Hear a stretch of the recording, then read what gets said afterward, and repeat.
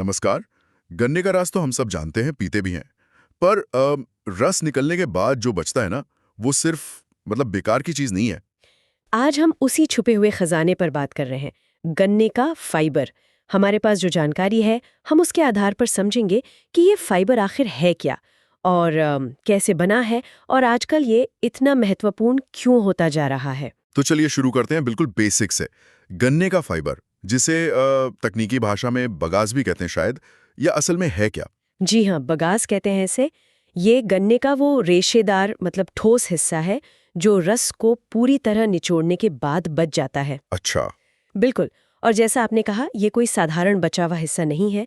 इसमें मुख्य रूप से 3 चीजें होती हैं: सेलुलोज, हेमीसेल्युलोज और लिग्निन।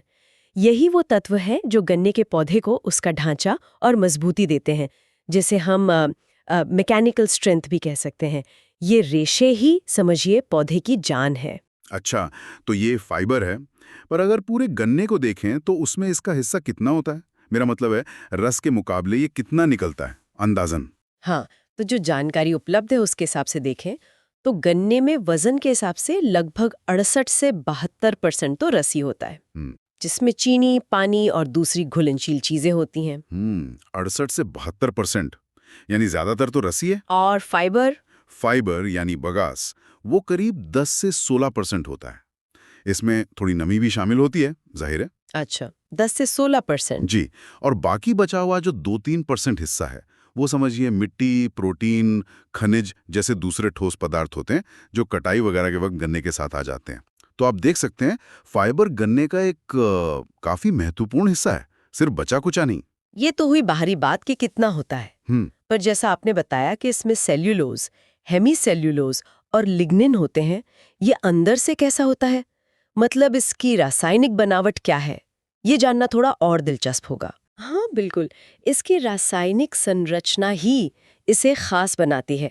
इसमें लगभग 40 से 45% सेल्यूलोज होता है। 40 से 45%, सबसे ज्यादा ये होता है। जी, समझिए ये लंबी लंबी चेन वाले पॉलीसैकेराइड्स हैं, जैसे धागे होते हैं ना, ये संरचना का मुख्य आधार है। पॉलीसैकेराइड यानी एक तरह की जटिल कार्बोहाइड्रेट, बिल्कुल है ना?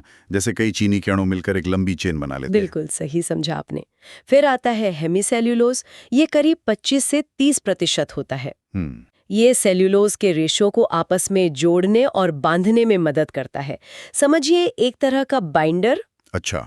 और तीसरा महत्वपूर्ण हिस्सा है लिग्निन, लगभग 20 से 25%। ये एक तरह का प्राकृतिक गोंद है जो फाइबर को कठोरता और मजबूती देता है, उसे रिजिडिटी देता है। तो इसको ऐसे समझ सकते हैं क्या कि अगर सेल्यूलोज ईंटें हैं तो हेमीसेल्युलोज उन्हें जोड़ने वाला मसाला हुआ। हाँ, और लिग्निन वो सख्त बाहरी प्लास्टर जो पूरी दीवार को मजबूती देता है। कुछ ऐसा। अरे वाह, बहुत बढ़िया उपमा है। ये समझने में वाकई काफी मदद करती है। इसके अलावा इसमें थोड़ी 1 से 2% राख भी होती है, जिसमें कैल्शियम, पोटेशियम, मैग्नीशियम जैसे खनिज तत्व पाए जाते हैं। ये सब जानना तो ठीक है, पर असल में ये फाइबर, ये बगास काम कहाँ आता है? इसके इतने सारे घटकों का आखिर फायदा क्या है? इस्तेमाल क्या है इसके? यहीं तो इसकी असली कीमत पता चलती है। जैसा कि आपके पास जो मटेरियल है उसमें भी जिक्र है, इसका सबसे आम इस्तेमाल तो चीनी मिलों में ही होता है। अच्छा, कैसे? बॉयलर में ईंधन के तौर पर। ये अपनी ही ऊर्जा जरूरतें पूरी करने में मदद करता है मिल को, कोजेनरेशन जिसे कहते हैं। अरे वाह, मतलब जो गन्ने से निकला उसी से मिल चल रही है, एक तरह से आत्मनिर्भर। हाँ बिल्कुल। और ये तो बस शुरुआत है। इसका उपयोग कागज और कार्डबोर्ड बनाने में होता है। कागज? इससे? जी हाँ, क्योंकि इसमें सेलुलोज फाइबर होता है ना, तो ये पल्प बनाने के लिए अच्छा कच्चा माल है। इसके अलावा इसे बायोएथेनॉल बनाने में इस्तेमाल किया जा रहा है। बायोएथेनॉल? अच्छा, वो जो पेट्रोल में मिक्स होता है। गाड़ियों के लिए ईंधन? जी हाँ, वही जो पेट्रोल का एक विकल्प बन सकता है। और इससे बायोगैस भी बनाई जा सकती है। बायोगैस भी? हाँ, जो खाना पकाने या बिजली बनाने के काम आ सकती है। और आखिर में इसे कंपोस्ट या जैविक खाद बनाने में भी इस्तेमाल किया जाता है, जो मिट्टी की उर्वरता बढ़ाती है। कमाल है। तो दिलचस्प बात यह है कि जो चीज पहले शायद बेकार या सिर्फ जलाने के लायक समझी जाती थी, हाँ बिल्कुल, वो असल में चीनी मिलों को चलाने में मदद करती है, फिर कागज बन सकती है, बायोफ्यूल बन सकती है, खाद बन सकती है। ये तो अपने आप में एक छोटा सा सस्टेनेबल सिस्टम जैसा लग रहा है। बिल्कुल, ये दिखाता है कि कैसे एक चीज जिसे पहले अवशेष मतलब वेस्ट माना जाता था, वो अब एक कितना मूल्यवान संसाधन बन गया है। कृषि अवशेषों का सही इस्तेमाल कैसे हो सकता है, बगास इसका एक बेहतरीन उदाहरण है। सही में। तो अगर हम संक्षेप में कहें तो गन्ने का फाइबर या बगास वो ठोस रेशेदार पदार्थ है जो रस निकालने के बाद बचता है। जी इसमें मुख्य रूप से सेल्यूलोज, हेमीसेल्यूलोज और लिग्निन होते हैं। जी। और इसके उपयोग सिर्फ चीनी मिल तक सीमित नहीं है, बल्कि कागज, ऊर्जा उत्पादन और कृषि तक फैले हुए हैं। सही कहा आपने।